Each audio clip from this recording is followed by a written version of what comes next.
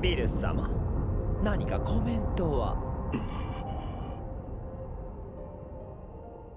来るぞ。 Salut à tous, c'est Life et aujourd'hui on se retrouve pour une toute nouvelle vidéo. Et comme vous l'avez vu au titre et à la miniature, on se retrouve non cette fois-ci pour parler de Dragon Ball, mais de Dragon Ball Super. Une œuvre que je ne porte absolument pas dans mon cœur, même si le sujet du jour est assez positif, puisqu'on va parler de la technique la plus culte de cette œuvre.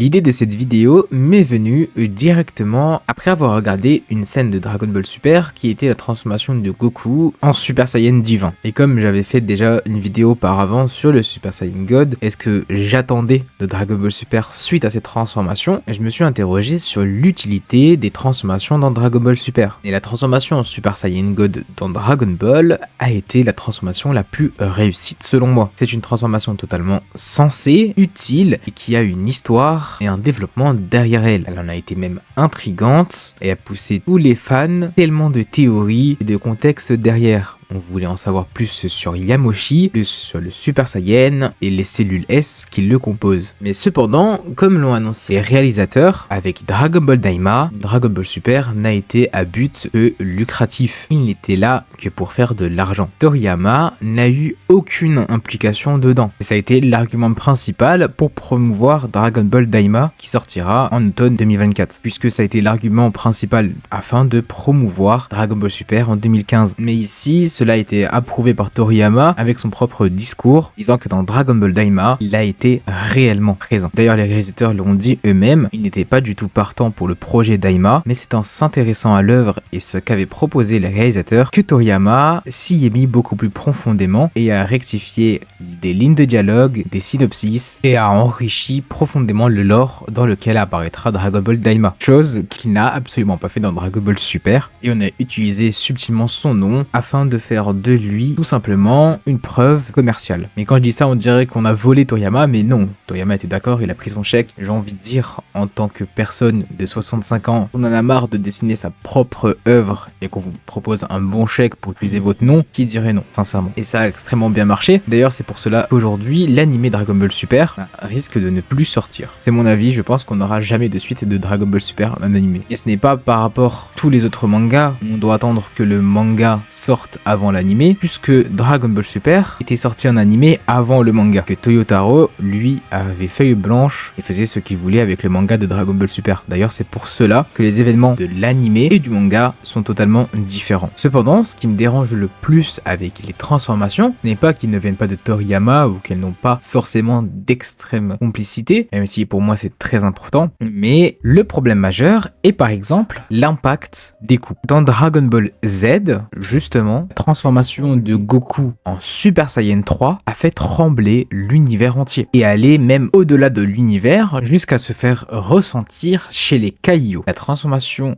de Goku en Super Saiyan God ou en Super Saiyan bleu n'a eu aucun impact et la décision de supprimer ce ki pour lui donner un ki divin a été certes ingénieux pour ne pas faire de dégâts sur Terre, mais normalement la puissance transmise dans chaque coup et chaque impact devrait être exponentielle et être tout simplement énorme. Parce que si on se transforme en Super Saiyan divin et qu'on a les mêmes coups que Goku Super Saiyan 1 sur Namek, il y a un problème scénaristique. Et c'est pour ça que dans la communauté animée, on a beaucoup ce débat Saitama contre Goku. Goku devrait avoir les mêmes impacts de destruction que Saitama a dans son œuvre. C'est énorme. Comment vous m'expliquez que le roi Vegeta, avec une puissance de 13 000 unités, en levant la main, a réussi à détruire 3 planètes, mais que Goku en Super Saiyan divin, son déplacement, il fait que fendre l'eau. Il y a un très gros problème. Je vais vous donner une statistique qui m'intéresse fortement. Qu'avec les 13 000 unités, je peux détruire 3 planètes en une seule petite attaque, d'accord? Et encore, ça a été juste montré comme cela, avec les 10 unités, peut-être qu'il peut en détruire plus, mais restons sur ça. En sachant que Goku sur Namek, en Super Saiyan 1, a exactement 13 500 000 unités, en une seule attaque, c'est juste le produit en croix, 13 500 000 x 3 divisé par 10 000, il peut détruire 4050 planètes. 4050 planètes en une attaque de base. La statistique est totalement folle. Se dire que des réalisateurs qui connaissent l'œuvre par cœur n'arrivent même pas à penser à cela sur un niveau de transformation, c'est exaspérant. Parce que maintenant, on a le Super Saiyan 2, on a le Super Saiyan 3. Même dans un petit hors-série de Dragon Ball, là, on a multiplié le Kaioken avec le Super Saiyan 1. Il y a tellement d'unités et il y a tellement une force destructive dans Dragon Ball que supprimer tout cela, ça fait perdre son charme et ça en fait tout simplement une transformation ridicule. Cela est un réel frein pour moi au niveau de l'impact de transformation. T'es là en Super Saiyan 1, tu vois que Goku il fait un boulot à Freezer. En Super Saiyan 2, t'as Gohan il renvoie un Kamehameha qui pouvait détruire le système solaire. T'as Goku en Super Saiyan 3 qui fait ressentir son énergie jusqu'à chez les Kaio qui est un domaine hors univers. Mais t'as Goku Super Saiyan God qui lui, bah rien. Mais honnêtement, je peux faire l'impasse sur ça. On va dire c'est pas grave, on met un ki divin, on enlève l'impact des coups, on pardonne. Mais pourquoi avoir fait le Super Saiyan bleu? S'il vous plaît, la transformation est totalement inutile. Elle n'a pas de flow, elle n'a pas d'histoire, il n'y a rien qui va avec cette transformation. Le Super Saiyan God, lui, à la limite, il y avait tout le lore de Yamoshi, le lore du divin, c'était intéressant. Elle était belle en plus, je la trouve extrêmement belle cette transformation. Et le Super Saiyan bleu, s'il vous plaît. Pourquoi faire? Encore une fois, c'est à but lucratif comme je le dis. Et on a atteint un nouveau stade avec cette technique et non cette transformation. Parce que beaucoup ne font pas la différence, mais la différence est là. La différence entre une transformation et une technique est toute simple. La transformation est liée à la race. Par exemple, le Super Saiyan 1, il n'y a que les Saiyans qui peuvent se transformer en Super Saiyan. C'est logique. Mais l'Ultra Instinct, tout le monde peut y arriver en ayant atteint un stade de technique extrêmement élevé. Comme par exemple, Beerus, lui, a l'Ultra Instinct non maîtrisé. Et comme je le dis que c'est à but lucratif, l'Ultra Instinct a poussé cela et a été ingénieux dedans. C'est que c'est une technique très belle, extrêmement de flow, extrêmement de puissance. Mais comme c'est une technique comme le Kaioken, on peut faire Kaioken et du Super Saiyan bleu. Goku l'a fait, le Jubai Kaioken. Là, les prochaines étapes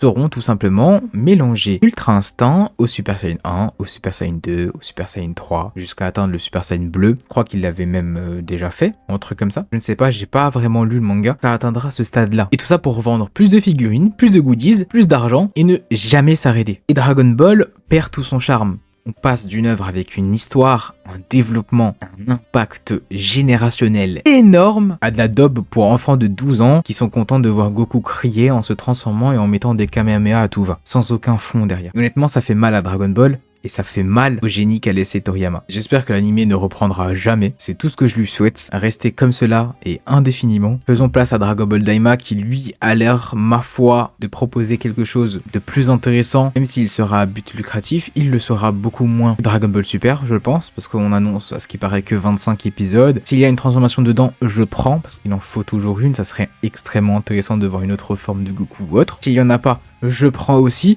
Voir un Goku sans transformation, c'est extrêmement intéressant. Donc voilà, Dragon Ball Daima nous réserve quelque chose de grandiose, je pense. Et Dragon Ball Super, pour moi, ça a été enterré dès le début, sincèrement. Il n'y a eu aucun bon arc. Beaucoup vont dire que l'arc futur était bon, etc. Mais non, même l'arc futur était sans plus. Bien sûr, je dis pas que je me suis pas amusé en regardant Dragon Ball. J'étais là chaque semaine. J'étais hype comme vous. L'Ultra Instinct, j'ai crié. Parce que c'est Dragon Ball. Et ça, on le fait bien. On sait vendre. On sait avoir du flow. On sait avoir des beaux combats. Mais dès que Dragon Ball Super touche à de la profondeur, à du développement, c'est mal fait et c'est misérable. C'était un peu mon coup de gueule de la semaine. J'espère que la vidéo vous a quand même plu. Je ne pense que je n'ai plus grand chose à dire sur cette transformation de Dragon Ball, sur ma déception de cette œuvre qui avait un énorme potentiel. Je vous remercie de m'avoir écouté jusqu'ici et n'hésitez pas à me donner votre avis sur l'œuvre de Dragon Ball Super ainsi que cette transformation. Je suis extrêmement intéressé de voir comment vous avez perçu l'œuvre et sans plus tarder, je vous annonce une fin de vidéo. N'oubliez pas le petit commentaire,